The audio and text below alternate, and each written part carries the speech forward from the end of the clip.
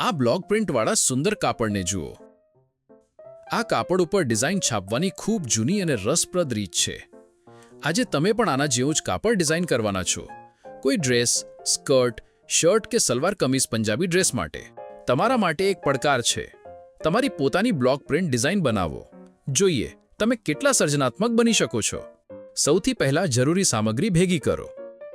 કાપડ, લાકડાનો બ્લોક અથવા જૂનું ડસ્ટર, શણમી દોરી, સૂતળી, મોટું રબર બેન્ડ, પેઇન્ટ કરવા માટે રંગો, બ્રશ અને પ્રેક્ટિસ માટે કાગળ.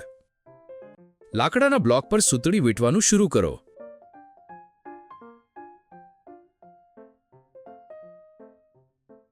જો તમારી પાસે બ્લોક નથી તો પેન્સિલ બોક્સ, ડસ્ટર, જૂનું ચાર્જર કે સપાટ પથ્થરનો ઉપયોગ પણ કરી શકો છો. સૂતળીને એવી રીતે વીંટો કે વચ્ચે વચ્ચે થોડી જગ્યા પણ રહે, જેથી પ્રિન્ટ સ્પષ્ટ દેખાય. છેલ્લે તેને ચુસ્ત રીતે બાંધી દો. તમે મોટું રબર બેન્ડ પણ વાપરી શકો છો. તેને ખેંચીને બ્લોક પર વીંટાળો કે જેથી પેટર્ન બને. બ્રશથી રંગ લઈને સૂતળી અથવા રબર બેન્ડ પર બરાબર રંગો. હવે જે કાપડને તમે ડિઝાઇન કરવા માંગો છો તેના ઉપર બ્લોક મૂકીને દબાવો. આ કાપડ કોઈ પણ હોઈ શકે: રૂમાલ, દુપટ્ટો, બેગ, તે ટી-શર્ટ. બ્લોકને બરાબર દબાવીને પાછો ઉપાડો. આ થયું તમારું પહેલું પ્રિન્ટ.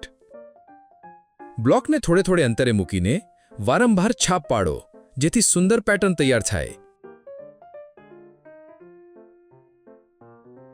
તમે દિલ, ગોળ, સર્પાકાર, સ્પાઇરલ જેવા આકારોમાં સૂતળી ચોંટાડીને નવી નવી ડિઝાઇન પણ બનાવી શકો છો. અને આ રહી તમારી અંતિમ ડિઝાઇન. કાપડ ઉપર છાપતા પહેલા તમે કાગળ ઉપર પણ પ્રેક્ટિસ કરી શકો છો.